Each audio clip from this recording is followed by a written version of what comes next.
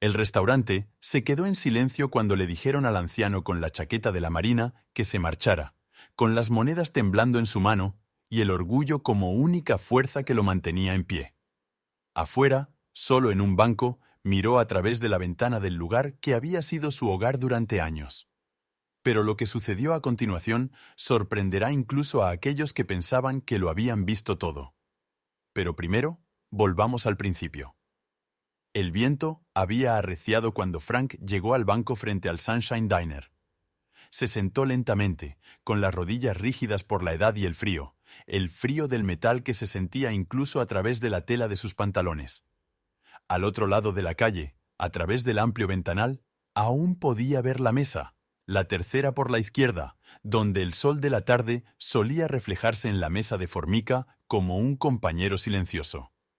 Ahora era un espacio vacío. A Frank le temblaban los dedos mientras sacaba una petaca gastada del bolsillo de su abrigo. Ya no bebía, no desde que Elaine le hizo prometerlo, pero esa mañana se sentía al límite, no por el café, ni por las tostadas, sino por lo que esa mesa había llegado a significar. Hace 3 años había enterrado a la única persona que realmente entendía los recovecos de su alma.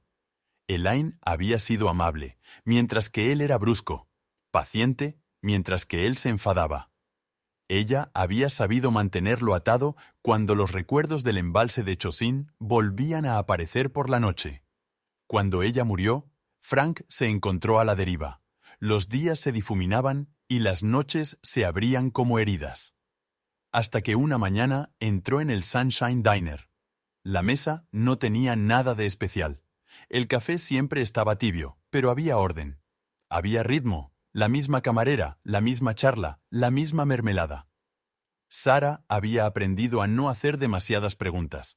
De alguna manera, sabía que solo tenía que rellenar la taza cuando se acercaba al fondo. Esa mesa se había convertido en un refugio, no del clima, sino del tiempo. Y ahora, eso también se había ido. Al otro lado de la calle, vio a Sarah discutiendo en voz baja con el joven gerente, con voz baja pero tensa. Frank miró sus manos, los nudillos llenos de cicatrices, las manchas solares, un temblor que no tenía hace ni siquiera un año. Había sobrevivido a la artillería, a la congelación y a noches tan ruidosas por los gritos que había olvidado lo que era el silencio. Pero, de alguna manera, ser expulsado de una mesa en un restaurante barato le dolía más que todo eso. No se trataba solo de la política, ni siquiera de la dignidad, se trataba de la desaparición. Estaban empezando a borrarlo. Primero a su esposa, luego a la mayoría de sus amigos, luego su licencia de conducir debido a las cataratas. Luego, su nombre en las listas de la comunidad fue reemplazado por nuevos veteranos más jóvenes. Y ahora incluso el espacio donde se sentaba tranquilamente cada mañana, sin molestar a nadie, recordando lo que era ser conocido, ese espacio también había sido ocupado. Intentó tragar saliva, pero el nudo en la garganta permaneció. Por un momento, se permitió pensar en Elaine, en su sonrisa que siempre florecía primero de lado, en cómo solía untarle mermelada en la tostada, incluso cuando sus manos estaban bien, porque decía que siempre ponía demasiada. La petaca permaneció cerrada. Frank se sentó en el banco mientras la ciudad despertaba a su alrededor. Pasaban coches. Un autobús escolar se detuvo con un silbido en la esquina. Una corredora se detuvo para atarse el cordón del zapato, le echó un breve vistazo y siguió su camino. Nadie sabía lo que había pasado. A nadie se le ocurriría preguntar por qué un anciano estaba sentado solo en un banco a las 7:23 de la mañana, con la mirada fija en una cabina que ya no lo conocía. Y, por primera vez en 3 años, Frank sintió algo más frío que el dolor instalarse en su pecho. Estaba empezando a desaparecer. Estaba empezando a... El restaurante nunca había olido tan vivo. Cuando Frank cruzó la puerta, algo cambió en el aire, algo visceral y eléctrico. El habitual ruido de los tenedores sobre la porcelana y el murmullo de las conversaciones matutinas fueron sustituidos por un silencio lleno de reverencia. Entonces se produjo una oleada de sonido tan rica que parecía surgir del linóleo bajo sus pies. Aplausos, no ruidosos ni ostentosos, sino solemnes y fuertes, del tipo que proviene de personas que entienden exactamente lo que se está honrando. Frank se detuvo justo en el umbral. Sus botas, lustradas la noche anterior por manos temblorosas, reflejaban tenues rayos de luz del amanecer que se filtraban por las ventanas. El peso de décadas se posó sobre sus hombros, pero por una vez no lo sintió como una carga. Lo sintió como un recuerdo, como una presencia, como un significado. Sara fue la primera en abrazarlo. Sin palabras, solo un fuerte apretón y el leve aroma a canela del delantal que siempre llevaba los viernes.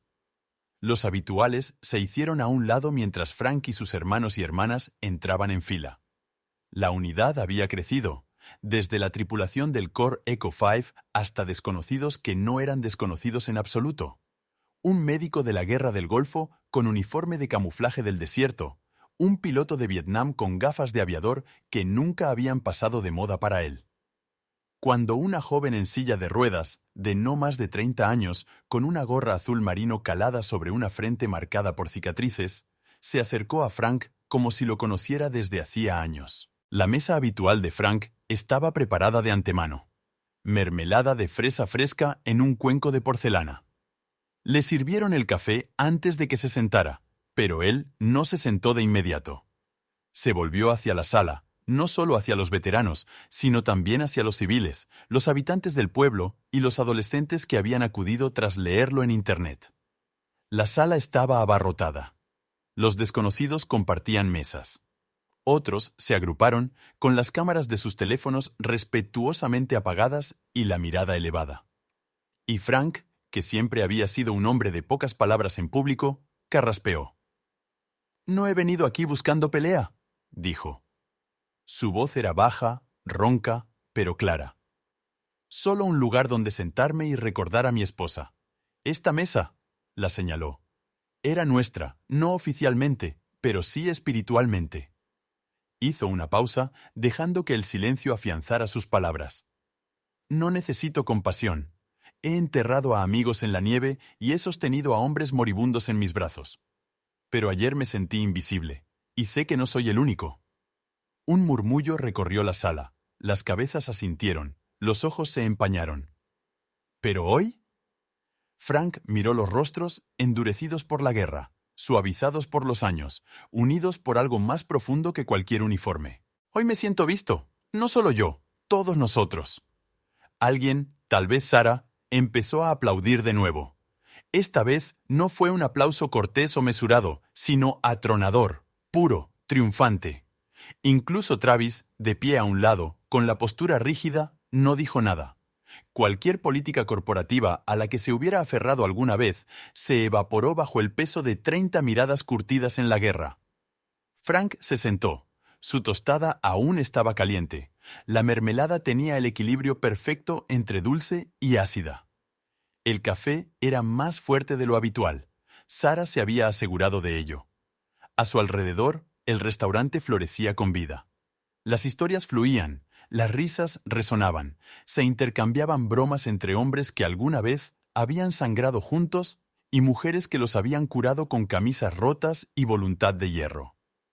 El Sunshine Diner, por primera vez en su historia, se convirtió en algo más que un restaurante barato. Se convirtió en un lugar sagrado. Esa mañana nadie tenía prisa, nadie miraba el reloj ni el teléfono. Bebían despacio, escuchaban con atención y vivían plenamente el momento. Frank, por primera vez en mucho tiempo, no sentía que se estuviera desvaneciendo, sino que había regresado. Las imágenes de la Ikoruchi solo duraron 28 segundos, pero en esos fotogramas silenciosos y granulados, el mundo vio algo que había olvidado cómo nombrar. Frank Dawson, erguido a pesar del dolor en los huesos, saludando a una fila de veteranos que habían cruzado las fronteras estatales solo para compartir el desayuno con su hermano, no tenía ni idea de que una cámara lo estaba grabando. No estaba actuando, estaba recordando, honrando.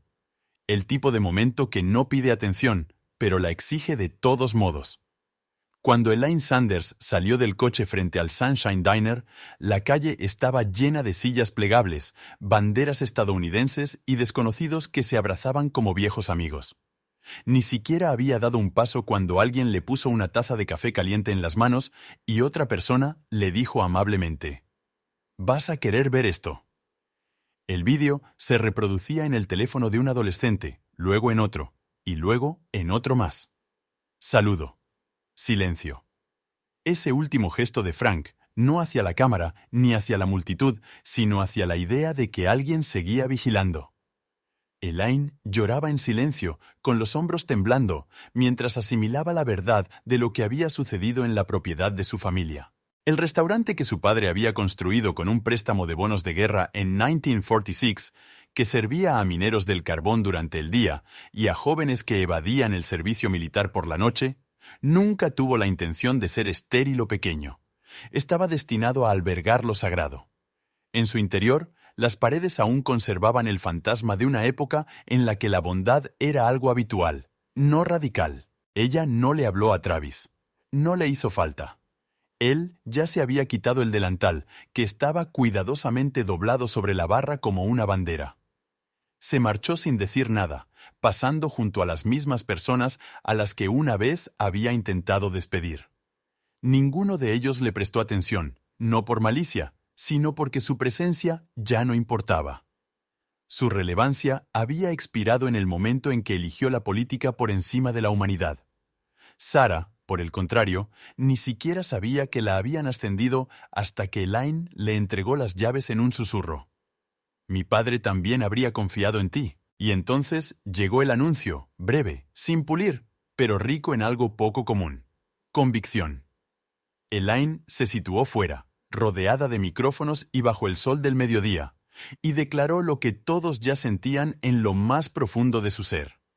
La mesa del fondo ya no era solo un asiento, era un monumento, el rincón del capitán. No es un truco, ni una estrategia de marketing, sino un homenaje al coraje, al sacrificio, a la idea de que algunas personas siguen firmes mucho después de que cesen los disparos.